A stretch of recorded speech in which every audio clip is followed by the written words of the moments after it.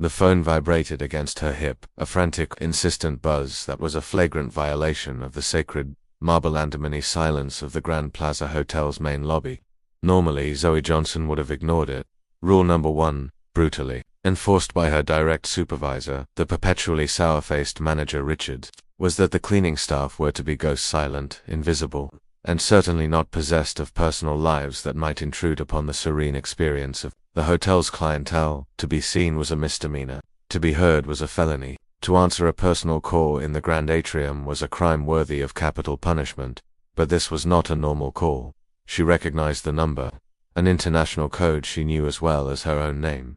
It was the University of Amsterdam. After 6 previous soul-crushing rejections, after years of saving every spare dollar from her meager paycheck, after a lifetime of dreaming, this call, this single, vibrating pulse of possibility, could change everything. One moment, she whispered, to herself, her voice a ghost in the vast, echoing space. She ducked behind an ornate marble column, its cold, polished surface pressing against her cheek.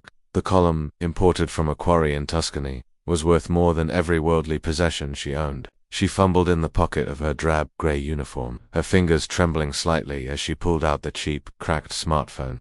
She took a deep, steadying breath, a small, private ritual to calm the frantic hummingbird of hope that was beating against her ribs, and answered. That was when her life, in the space of 30 seconds, split into 2 distinct, irreconcilable timelines, the life she had, and the life she was about to seize. Zoe Johnson, she answered, her voice a discreet, professional murmur, her back pressed against the cool marble, trying to make herself as small, as invisible, as possible. The voice on the other end was a crisp, academic baritone, speaking in perfect, formal Dutch. It was Professor Van Houten, the head of the linguistics department at the University of Amsterdam. The man who held her future in his hands, Zoe's mind, a high-performance engine that had been idling for years, roared to life. She switched languages as seamlessly as flipping, a switch her own Dutch flowing with the natural, unforced rhythm of a native speaker.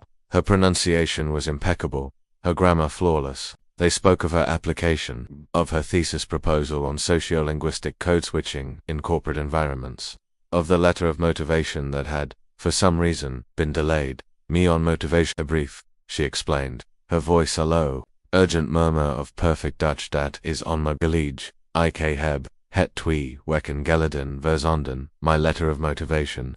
That's impossible. I sent it 2 weeks ago. It was then that she felt it. A change in the atmospheric pressure of the lobby. The subtle, ambient hum of quiet conversations had ceased. The soft clinking of coffee cups had stopped. A sudden, profound silence had fallen, a silence that was focused, with the intensity of a spotlight, directly on her. She looked up and her blood ran cold. Standing not 10 feet away, near the grand, sweeping staircase, was Richard Coleman, the billionaire owner of the entire Grand Plaza hotel chain. He was a man who was more of a legend than a reality to the hotel's staff, a ghost who haunted the executive floors but rarely descended to the mortal realm of the lobby. He was standing perfectly still, watching her, and the expression on his face was not one of anger or annoyance. It was one of pure, unadulterated, undisguised shock. Next to him, looking as if she had just swallowed a wasp, was manager Richards, her eyes wide with a furious, murderous rage. Zoe's heart hammered against her ribs. She swallowed, her throat suddenly dry. Ik mo het gaan, she stammered into the phone, her perfect Dutch suddenly deserting her. Ik bail you later terug. I have to go. I'll call you back later. She hung up, her hand trembling. Johnson.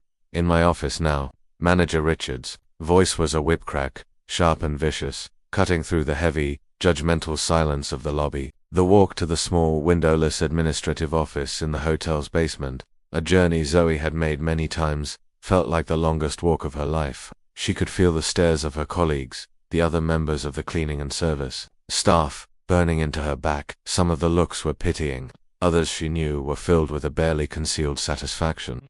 At 29, Zoe was an anomaly, an outsider even among the outsiders. She was the only black woman in the cleaning department with a college degree, a fact that manager Richards seemed to regard as a personal affront, a quiet act of insubordination that she was determined to crush at every opportunity. The moment the office door clicked shut behind them, the storm broke. You know the rules, Johnson. Richards fired off, her voice a shrill, grating instrument of petty tyranny. No personal phones during working hours, especially not in the common areas and talking in. What in God's name was that French? Dutch? Zoe corrected her instinctively, and then immediately regretted it. I don't care if it was Martian, Richards shrieked, her face turning a blotchy, unattractive red. What I care about is that Mr. Coleman, the owner of this entire hotel, the man who signs your pathetic paycheck, had to witness one of his cleaning ladies, one of my employees, ignoring her duties to chatter away on the phone in the middle of the grand lobby.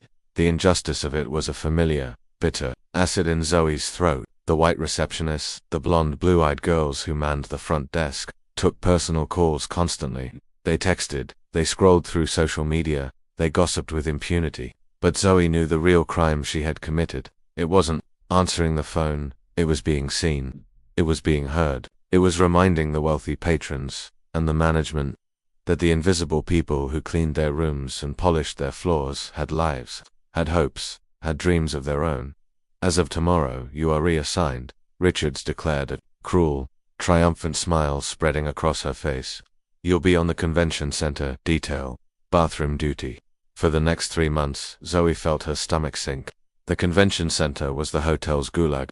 It meant double cleaning, shifts after massive corporate events, endless backbreaking work with no overtime pay. It was Manager Richards' classic punishment, the place she sent employees who had crossed the invisible line, the ones who had forgotten their place. You can go, Richards said, dismissing her with a wave of her hand, and you can be thankful you're not being fired today. That night was one of the longest of Zoe's life. In her small, cramped apartment in the Bronx, an apartment she shared with 2 other women, both nurses who worked equally grueling hours, she cried. They were not tears of self-pity but of a deep, profound and soul-crushing frustration. She stared at the wall of her tiny bedroom, at the framed Georgetown University diploma, the degree in linguistics she had worked so hard for.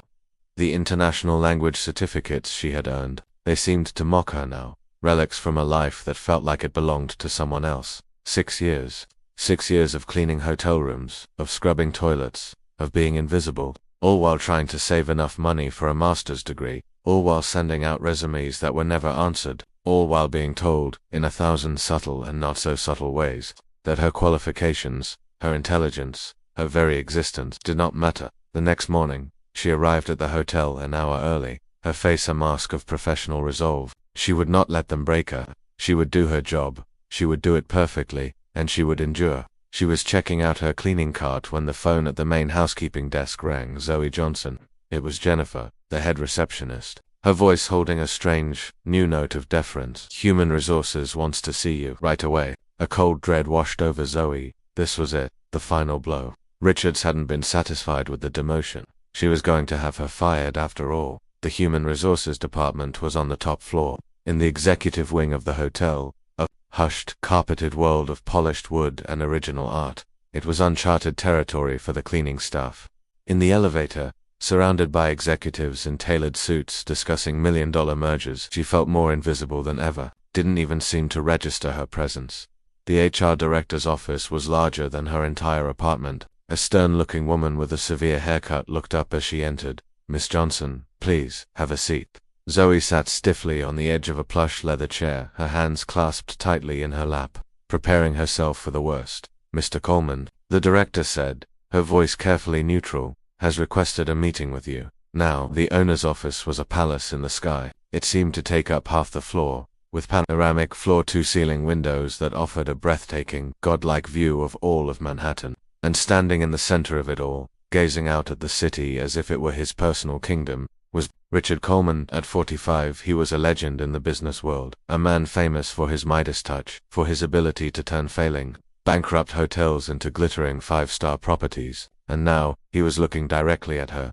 Dutch, French, Italian, and Mandarin, correct? He asked, his voice blunt, direct, without a trace of preamble. He was consulting a folder that was open on his massive, minimalist desk. Zoe blinked, her mind reeling in confusion. Sir. Your resume, he clarified, tapping the folder. I asked HR to pull it for me as soon as I heard you speaking on the phone yesterday. An honors degree in linguistics from Georgetown, fluent in 6 languages, 2 of them, Mandarin and Japanese, considered critical need languages in our Asian markets. And you have been cleaning my hotel for 6 years. For a few long silent seconds, the office was completely still. Zoe stood, her mind frantically trying to process what was happening. Richard Coleman knew, he really knew who she was, and he had known it not just as the invisible woman in the grey uniform, but as the brilliant, overqualified, and systematically overlooked linguist that everyone else had refused to see. What Zoe didn't know, what no one in that hotel could possibly have suspected, was that this moment was no coincidence. It was the culmination of a quiet 3-month investigation that Richard Coleman himself had initiated. He had noticed a disturbing pattern, a statistical anomaly that his analytical mind could not ignore. His East Coast hotels, particularly the ones in New York, had an alarming turnover rate among their most qualified, most promising non-white employees. He had hired a discreet consulting firm to find out why, and now, standing before him, was the living, breathing embodiment of the problem. 6 years, Coleman repeated, closing the file and crossing his arms, his sharp, intelligent eyes studying her with an unnerving intensity. May I ask why Miss Johnson, a Georgetown-educated, published linguist, is cleaning my bathrooms instead of working in my international relations department? Zoe took a deep breath. The years of frustration, of humiliation, of quiet, simmering rage, finally finding a voice. I sent 47 resumes to the international relations department of this hotel over the past 6 years. Sir, she said, her own voice now as steady and as clear as his. All of them were ignored. I applied for an internal transfer 12 times. All of them were denied. By whom? Manager Richards, primarily, and by Mr. Whitmore, your director of operations. Coleman's eyes narrowed. He made a note on a pad on his desk. Curious, he murmured. Mr. Whitmore is constantly complaining to me about our lack of qualified, multilingual staff for our international clients, especially for our Asian conferences. What Coleman didn't say was that he had already suspected Whitmore was at the heart of the problem. The consulting firm's initial report had pointed to a pattern of nepotism and cronyism in the East Coast operations, a pattern that seemed to emanate directly from Whitmore's office. Zoe, he said, his tone shifting from analytical to direct. I'll be blunt. Tomorrow, a major trade conference with Dutch and Chinese business executives begins here at this hotel. The success of this conference could determine the future of our expansion into the Asian market. I need someone who speaks both languages fluently, someone who understands the cultural nuances, the subtle dance of international business negotiations. He paused, his gaze locking onto hers. And I want you to be our lead international relations coordinator for the event. Temporarily, he named a salary. It was a weekly figure, and it was more than Zoe earned in 3 months of back-breaking, soul-crushing work. Zoe felt her head spin. Why me? She asked, the question a whisper. There are hundreds of qualified candidates in this city. Because I heard you speaking Dutch like a native, Coleman replied, a small, rare smile touching his lips. Because you have the exact qualifications I need, qualifications that have been criminally overlooked. And because, his smile faded, replaced by a look of cold, hard resolve. I suspect there is something very, very wrong happening in my company, and I believe you, Miss Johnson, are the key to helping me fix it. An hour later, Zoe Johnson stepped back into the executive elevator. She wore a new temporary ID badge that granted her full access to every system in the hotel. On her way to the HR department to finalize the paperwork for her new, temporary, and astronomically well-paid position, she ran into Manager Richards. Shock on the woman's face was a thing of pure, beautiful, comedic art. Johnson, she stammered. What are you doing on this floor, and where is your uniform? Working, Ms. Richards, Zoe replied, her voice cool and professional. She held up her new ID badge. International Relations Coordinator. At the direct personal request of Mr. Coleman, Richards's face went pale, then a blotchy, furious red. That's impossible. You don't have the qualifications. A degree in linguistics, from Georgetown, with honors, Zoe interrupted, her voice as smooth as silk. Fluency in 6 languages, including Mandarin and Dutch. My resume, Ms. Richards, has been in this hotel's files for the past 6 years, along with my 12 unanswered requests for an internal transfer. As the manager stood there, sputtering, her world of petty tyranny crumbling around her, Zoe continued on her way. In the HR department, she found an unexpected and powerful new ally, the newly hired recruitment analyst. A sharp, ambitious young woman, also named Zoe, showed a genuine, unfeigned enthusiasm. Zoe Johnson, finally, she exclaimed, shaking her hand warmly. I'm Zoe Williams. I saw your file when I started here 3 months ago. and I have been trying to figure out why someone with your qualifications was working in housekeeping. I tried to talk to Mr. Whitmore about it, but he cut me off immediately. He told me you were not a good fit for a client-facing role. That afternoon, as she was preparing for the conference in the VIP suite that was now her temporary office, Zoe made a disturbing discovery. The event documents, the welcome materials, the contract proposals, all of them contained grossly incorrect and culturally inappropriate translations in Mandarin. They were the kind of mistakes that could cause serious, irreparable diplomatic misunderstandings with the powerful Chinese executives who were arriving the next day. She worked feverishly, correcting the errors, redesigning the materials, her mind, finally unleashed, working at a speed and with a precision that was breathtaking. Did you know they were wrong? She looked up. Richard Coleman was standing in the doorway, silently observing her work. The previous translation used informal, colloquial terms that would be considered deeply offensive in a formal corporate setting in mainland China. She explained, not missing a beat. Whoever did this work knows the basics of the language, but they have absolutely no understanding of the cultural nuances. It's a disaster waiting to happen. Coleman nodded thoughtfully. Mr. Whitmore assured me he had hired the best translation service in the city. He told me it cost a fortune. He hired someone without checking their credentials. Zoe corrected him, pointing to a critical error in the translation of a multi-million-dollar partnership proposal, and he overpaid by about 300%. The game was afoot, and Richard Coleman, a man who hated inefficiency and incompetence more than anything else in the world, had just found his lead investigator. The quiet, invisible cleaning lady was about to become his most valuable player. The war for the soul of the Grand Plaza Hotel had begun.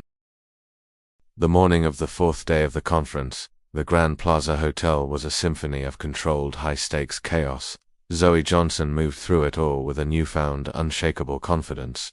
She was no longer a ghost in a grey uniform. She was the conductor of this complex, multilingual orchestra.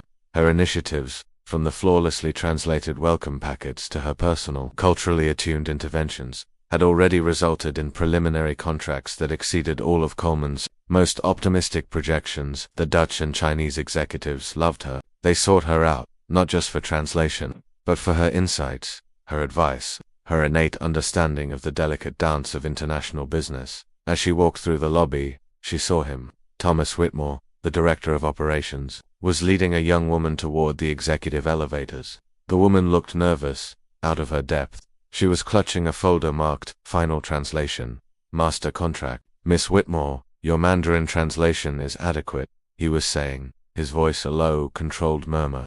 There's no need for any further concern. Zoe recognized the last name instantly. Ashley Whitmore, his niece, the expert translator. A quick, surreptitious glance at the document in the young woman's hand as she passed confirmed her worst fears. The same critical, deal-breaking errors were still there, woven into the fabric of the most important contract of the entire conference. Mr. Coleman needs to see this, Zoe thought, a cold resolve settling in her stomach. She turned and headed for the executive offices. Coleman was on the phone, his face a thundercloud when she entered his office without knocking. He held up a finger, signaling her to wait, then finished his call with a clipped, angry command. What is it, Zoe? Whitmore is actively trying to sabotage the final deal, she said, showing him the photo she had discreetly snapped of the flawed contract on her phone. He's replacing my corrected translations with his niece's original, flawed versions, and I have proof that this has been going on for years. Coleman stood up abruptly, his eyes blazing with a cold fury. Are you absolutely sure? I have everything documented, she confirmed. The inflated invoices, the fraudulent credentials, the trail of near disasters that have been quietly swept under the rug. As they spoke, Zoe Williams, her ally in HR, rushed into the office, her face pale. Mr. Coleman, I'm sorry to interrupt, but I found something you need to see, right away. She handed him a thick folder. Hiring records for the last 5 years. It's a consistent, undeniable pattern of rejecting qualified non-white candidates, especially women, for any or management role. Coleman flipped through the documents, his face hardening with each page. The report from the outside consulting firm had hinted at something, but this was systematic. This was a disease. At that moment, as if summoned by the devil himself, Thomas Whitmore entered the office without knocking. Richard, he began, a smug, self-satisfied smile on his face. The Dutch are ready to sign, but they're asking about some minor inconsistencies in the translations. Johnson must have mixed something up. I'll handle it. The silence that followed was glacial. Coleman walked slowly to the door and closed it, the soft click echoing in the vast office like a gunshot. Thomas, he said, his voice dangerously, unnaturally calm. I am looking at payment records for $50,000 for a single, incompetent translation, while a Georgetown-educated linguist with 6 years of loyal service was cleaning my bathrooms. Do you have an explanation? Whitmore paled. I don't know what you're talking about. We hire the best. His niece, Thomas, Coleman interrupted, his voice a low growl. You hired your niece, who has a fraudulent certification from a university that has no record of her ever attending. Zoe finished, placing a printed email from Peking University. On the desk, Whitmore shot Zoe a look of pure, venomous hatred. You're a nobody, he hissed. A cleaning lady who got lucky who thinks she can play with the big boys. A PhD in applied linguistics from Georgetown, with 6 internationally published academic articles, Zoe corrected him calmly, all of which have been in the HR files that you have repeatedly lost for the past 6 years. Thomas, I've called an emergency board meeting, Coleman interjected, his voice like the crack of a whip. It's in 30 minutes. By then, I want your resignation letter on my desk, and hers, he added, nodding towards the door, a clear reference to Manager Richards. You can't be serious. Whitmore laughed, a high-pitched, nervous sound. Over her. Choose your next words with extreme care, Thomas, Coleman warned. His eyes like chips of ice. 2 hours later, the executive auditorium was packed. Every manager, supervisor, and director in the hotel had been summoned to an urgent all-hands meeting. In the front row, the delegations of Dutch and Chinese business executives sat. Their expressions a mixture of confusion and curiosity. Manager Richards, looking pale and ill, sat near the back, a lone figure in a sea of corporate anxiety. Coleman took the stage, with Zoe at his side. Today, he began, his voice grave, we have discovered a systematic scheme of discrimination, nepotism, and corruption that has cost this company millions of dollars and has betrayed the very principles upon which we were founded. A presentation began on the massive screen behind him. It showed a devastating data-driven analysis of the hotel's hiring and promotion practices, comparative charts of employee qualifications versus their assigned roles, hiring and rejection statistics broken down by race and gender, a detailed accounting of the overpriced, fraudulent contracts that had been awarded to companies owned by the friends and family members of senior management. Miss Zoe Johnson, Coleman continued, his voice resonating with a new, profound respect, whom some of you have known for years only as a member of our housekeeping staff, single-handedly saved our company from a diplomatic and financial disaster this week. She did so by correcting incompetent and culturally offensive translations that would have cost this company millions of dollars in lost contracts and international goodwill. The Asian businessmen in the front row nodded in recognition. A few of them began to applaud, a quiet but powerful statement of support. As a result of an internal investigation, Coleman announced, his voice now hard as steel, Thomas Whitmore has been terminated for cause, effective immediately. Sarah Richards is suspended, pending the completion of our investigation into her role in this systemic failure. The room fell into a shocked, absolute silence.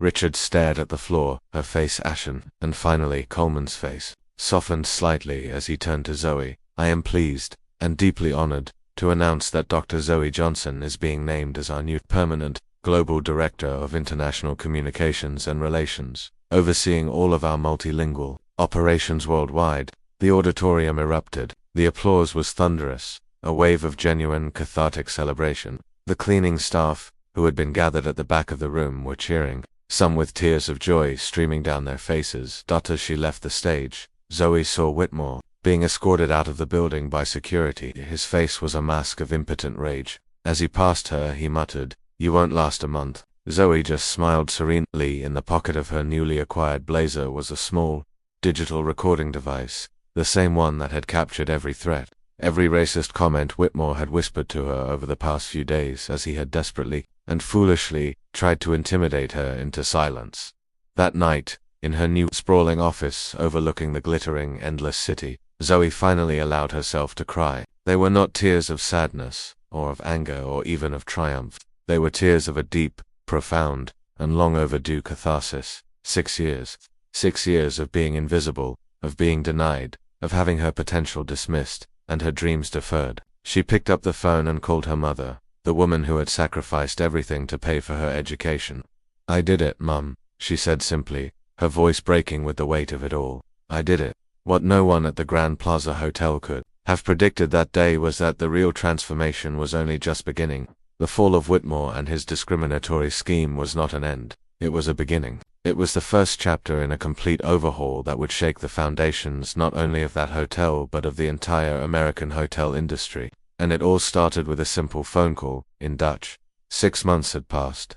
The office on the 32nd floor now had a discreet, elegant plaque on the oak door. Dr. Zoe Johnson, Vice President of Diversity and International Relations. The position, and the division, had been created specifically for her by a humbled and deeply changed Richard Coleman. The Invisible Talents Program, Zoe's personal initiative to identify and promote qualified employees who had been systematically overlooked, had become the new industry standard. In just 6 months, they had identified and promoted 147 employees bellmen, who were self-taught coders, kitchen porters who were financial wizards, maids who were brilliant logisticians. 83% of them were people of color. The company's profits had soared, and their international customer satisfaction ratings were the highest in the industry.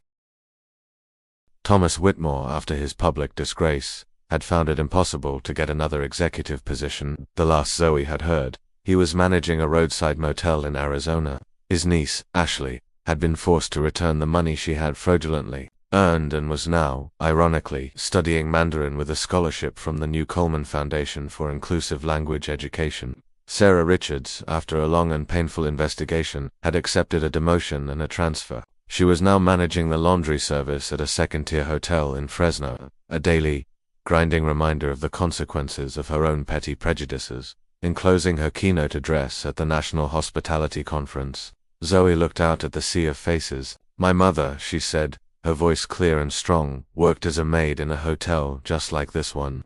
She had a college degree, but she never got a job in her field. She always told me, Zoe, no matter how much they try to make you feel invisible, your worth is not dependent on their recognition." Her voice broke for a moment, but she quickly regained her composure. "My mother passed away believing that some doors would never open for people like us. She never lived to see this moment. She never lived to see that her sacrifice was worth it."